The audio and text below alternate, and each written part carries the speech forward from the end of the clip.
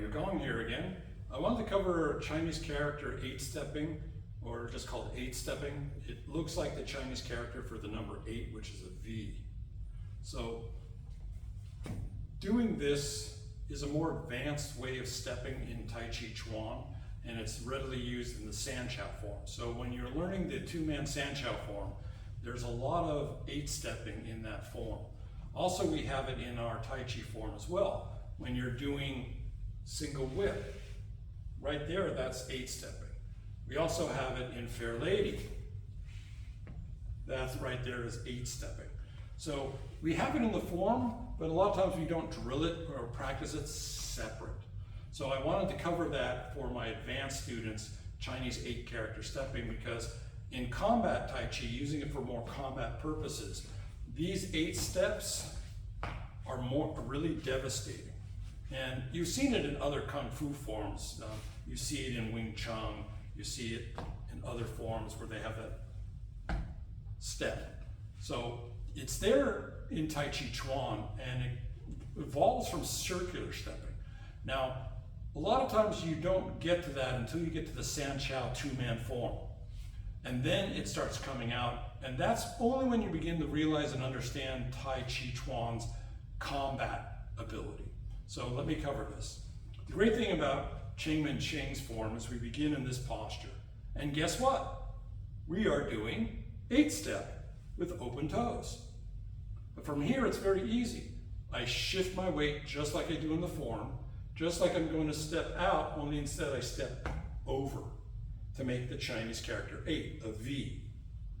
I shift and turn, making sure my knee goes through the center line of the foot, and then I have very good knee discipline where knee stays over the toe. I turn my waist,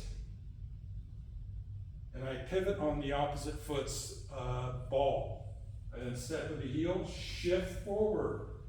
I then have very good knee discipline and step. The knee must stay over the toe and it can't wobble.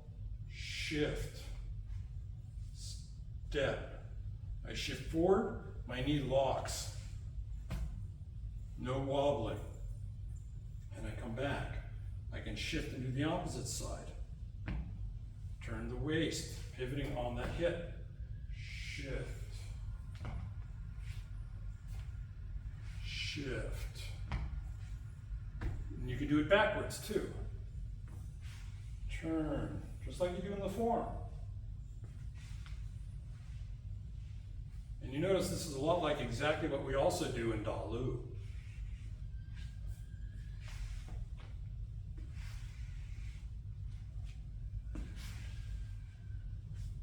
And I don't have to keep it tight. It can be a bigger step. It doesn't have to be small. Only I have to adhere to the principles. Make sure you have good knee discipline. If your knees start hurting, you're doing it wrong. You have the alignment off.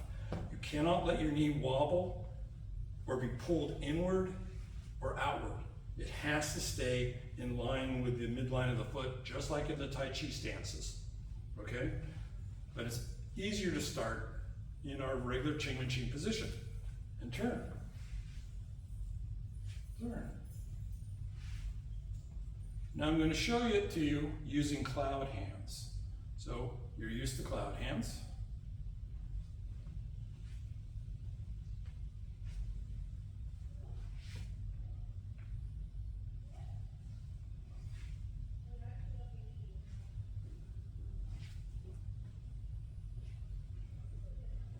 And changing sides.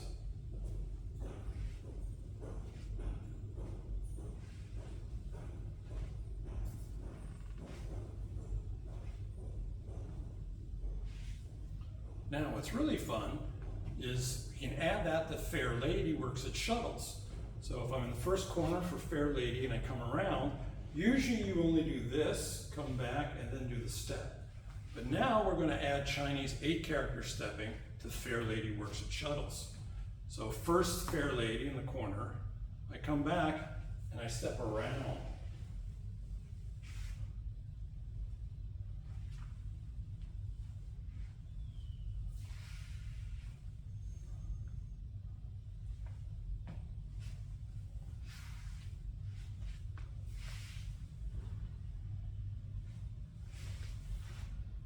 See? So you can get that feeling of circular stepping in Fair Lady pretty easily. Let me try to show it to you on this side. So I come around and I step.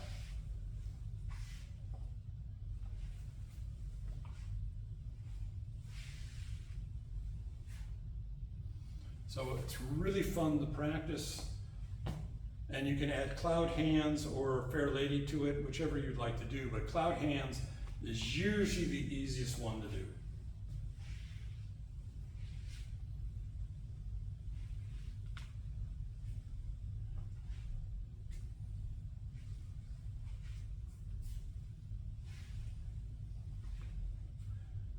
And what you'll notice is the wrists and the ankle are unified with the turning of the waist. So hopefully you'll understand 8 stepping better and have fun doing it. Just always watch that knee.